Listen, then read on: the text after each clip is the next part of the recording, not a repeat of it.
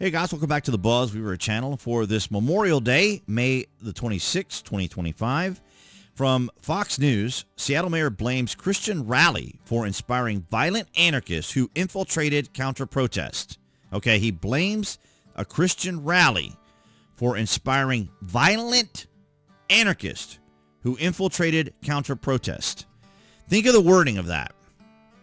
Mayor Harrell accused anarchists of infiltrating a counter-protest at the MayDayUSA rally and causing violence that led to 23 arrests. So at least he's identifying the individuals and the problem. Now, I can't play the video. I was going to, and I watched it, and it showed a lot of the violence that's taking place there in Seattle and how police officers are leaving the job because despite the situation that's going on, or who the victim is in many cases, I'll just say it as in most of the cases, white victims, or maybe even during this rally, Christians are, there's no particular prosecution or additional efforts to prosecute these individuals that are committing these crimes. Now, these could be any number of different individuals, whether it's a minority group or whether or not is part of Antifa or other leftist organizations. So I don't want to go in too much detail or that level, but you understand what I'm saying here. Seattle Mayor Bruce Harrell blamed a Christian rally and infiltrating anarchists for violence breaking out at a counter-protest on Saturday. So he's recognizing both groups in this particular instance. The Seattle Police Department reported 3 people were arrested at Cal Anderson Park during MayDayUSA's Don't Mess With Our Kids rally and a pro-LGBTQ counter-protest. According to the Seattle Police Department, police witnessed multiple people inside one group throw items at the opposing group, and while arresting individuals, were assaulted by other individuals, leading to an officer requiring medical treatment. After the scuffle broke out, Harrell's office released a statement defending the LGBTQ community and criticizing the far-right rally for provoking the violent reaction. Now, as of today, ladies and gentlemen, we talk about how the Democrats continue to focus almost squarely on diversity and pronouns, and they can do that if they want to, but then that isolates and alienates the rest of America. Now, it's understandable that you don't want to alienate individual groups of people or those perceived to be minorities. You don't want to necessarily isolate them or even believe the idea or the concept that they have less rights or are protected less than any other group of individual. Now, that's the argument that's been going on for many, many years. And our argument here on the BuzWeaver channel is, of course, that we're all Americans and we should all be represented and that we all have the same legal rights and so forth to demonstrate or protest or to be who we are and enjoy the liberties that we have through the Constitution and the Bill of Rights. And so, but yet the Democrats right now, even to this day, have not learned from their mistakes of why they lost. A big reason why they lost is because they focus on certain groups of individuals and perceive that these groups of individuals or that the rest of society should comply with and assimilate to the ideologies of the philosophies and worldviews of the left. And that just isn't going to happen. Now, it doesn't really matter what the particular ideology, philosophy, or worldview is, even if you're not a Christian, right? It doesn't necessarily mean that you're going to have to then become a Christian here in the United States because, of course, under the First Amendment, the government does not recognize any one religion. But the point being here is that he blames the Christian rally for inspiring violent anarchists. Now, as I said, I can't show you the video. I wanted to because it does outline that the police officers are leaving the force because of this disproportionate way the law is being enforced, and how many of the times their hands are tied. So they arrest these individuals, the DAs release them, and even when these individuals are of a different race or a different ideology or philosophy, the agitators or even the subjects oftentimes will just be released because it's just the perspective of the left is that these individuals are marginalized people and require additional attention and empathy and all these sorts of things, despite the fact that they are committing crimes. It's just extraordinary. So from Newsweek, so we get a different perspective here, so we're not just there on Fox, Seattle protest breaks out in violence, what we know. And this is the way Newsweek presented it. Violence broke out after counter-protesters gathered in Seattle Park to demonstrate against a far-right Christian rally being held there on Saturday. I don't know why suddenly someone being Christian is considered far right. But this is the terminology, right? This is the language they use. This is how, as I always say, the establishment hijacked our culture. They hijacked our institution. They hijacked our justice system. See, when you hijack a language, when you take control of language, when you're the one who's in control of the definitions and how things are determined and how things are understood, you can control anything within that, right? Because anyone who counters you or criticizes you, you just shut them down. The Seattle Police Department said in May it made 23 arrests, 22 adults and a juvenile in Cal Anderson Park. One officer was injured. Seattle Mayor Bruce Harrell, a Democrat, said that the far-right rally was being held in the park to provoke a reaction by promoting beliefs that are inherently opposed to our city's values, Christian values. So he's saying that the city's values are anti-Christian. Could I interpret it that way? Can I phrase it that way? Can I define it that way? In the heart of Seattle's most prominent LGBTQ neighborhood. So they see Christianity, or individuals within the Christianity that are suggesting that children not be impacted by this. And I'm not saying that all LGBTQ communities would support that ideology or philosophy or worldview. Well, let me rephrase that. The LGBT community plus individuals do not always involve themselves with children. And this has been the argument for a long time, that there is a distinction between the influences and activities of the LGBT community and children. So it's important to make the distinction here that this Christian group was trying to say, carry on with whatever you're doing, just leave the children out of it. I guess it's the simplest way for me to put it. And I can show you some of this footage because there isn't anything any particularly violent about it, but you can get an idea of what was going on there. Crazy arrest happening. 1, 2, 3, 4. Yep, backing up. Multiple arrests. 1, 2, 3, 4, 5 people arrested. And so some girls screaming, "You did this," and I just noticed that now after watching the video several times. Multiple Antifa militants, maybe another one here. Get behind the bikes. Hey, how are you? Any comments, sir? What's going on here?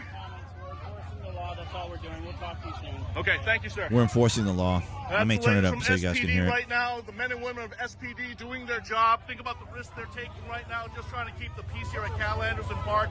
Again, today started off with a peaceful Christian rally. See, there you have it there. I can't really read that very well. Don't mess with our kids, okay? All right. To stand with children against transgender ideology. Dozens of Antifa militants dressed up in black bloc now trying to disrupt, pushing cops, fighting. Absolutely insane. So they're being described as Antifa. This individual with the camera is describing them as Antifa, and some of them are dressed in typical garb that is indicative to Antifa, but I think it's intermixed with LGBTQ individuals too, like maybe this person here is getting whacked with the stick. Right now, there are brawls happening. I can't keep track of what's happening, what's where. This is all being live streamed. Multiple. It is being live streamed, so as he points it out, you guys get the idea here. And I think the way Jim Ferguson outlined this is kind of the way I see it, right? Is just stepping back and taking a look at what's going on. So Christian prayer, Antifa riots, and Seattle sides with the rioters. A peaceful Christian concert in Seattle descended into chaos after Antifa militants stormed the event, injuring an officer and leading to 23 arrests. The rally, a Stop the MayDayUSA tour, focused on faith, family, and freedom. But to Seattle's far-left leadership, that's provocative. So obviously you can see here, depending on what side of the fence you're on, as to how things are determined, how things are defined, how things are described, how things are phrased. And depending on where you are, you will probably make a decision on where this falls for you.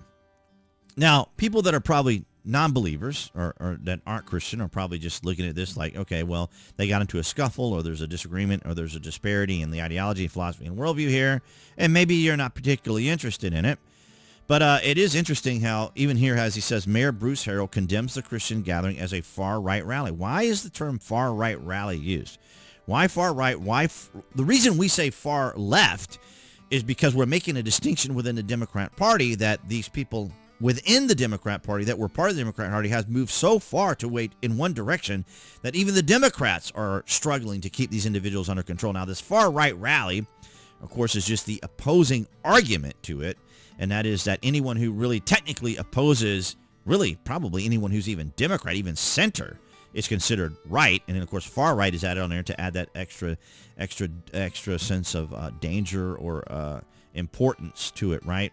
Fear-mongering. This isn't just politics, it's spiritual warfare. Now, of course, that's another point of philosophical debate. What this means: prayer in public extremism, assaulting cops, activism. And if you believe in God and family, you're the problem, according to Seattle's leaders. Now, see, again, this is an interpretation. And I wanted you guys to see both sides of the argument. Now, I don't have a lot of the left's argument because we typically cover that here daily.